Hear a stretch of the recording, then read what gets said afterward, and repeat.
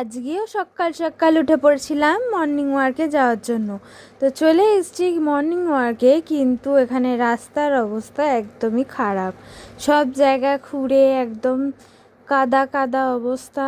যাই হোক, আমরা হাউজিংয়ের ভেতরে চলে এসেছিলাম আজকের মাঠে হাঁটার জন্য। আমরা মাঠের মধ্যে বেশ খানিকক্ষণ ধরে হাঁটাহাঁটি করে নিচ্ছিলাম। অন্যান্য দিন তো রাস্তায় হাঁটি, মাঠে আর হাঁটি না, কিন্তু আজকের মাঠের মধ্যেই হাঁটতে হয়েছে রাস্তার অবস্থা দেখে। তারপর বাড়ি এসে একটু ছাতু খেয়ে নিলাম, তারপর একটু দরকারে গেছিলাম ঠাকুর পুকুরে মা আর আমি। যাওয়ার সময় তো অটো করেই গেছিলাম, কিন্তু আসার সময় মাকে বললাম চলো মেট্রো করে যাওয়া যায়। এর আগে অনেকবারই অন্যান্য জায়গায় গেছিলাম মেট্রো করে, কিন্তু জোকা টু মাজারহাটি মেট্রোটা এই ফার্স্ট টাইম উঠবো। তো আমরা টিকিট কাউন্টার খুঁজতে খুঁজতে চলে এসেছিলাম টিকিট কাটতে।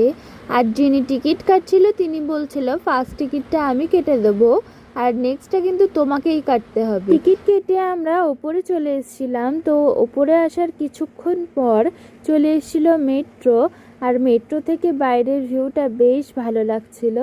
তো এই যে মা আর আমি বসেছিলাম মেট্রোতে। তো আমরা চলে এসেছি, এবার নেমে যাব। এখান থেকে হচ্ছে আরও একটা অটো ধরে তারপরে বাড়ি যেতে হবে। আজ আর দুপুরে আমি রান্না করিনি, মাই রান্না করেছিল। মা করেছিল শাক ভাজা, ঢেঁড়সের ঝাল আর বাঁধাকপির তরকারি। খাওয়া দাওয়ার পর দুপুরবেলা একটু রেস্ট নিচ্ছিলাম। তারপর বিকেলবেলা এসেছিল পড়তে, ওকে পড়িয়ে সন্ধেবেলা একটু বেরিয়েছিলাম।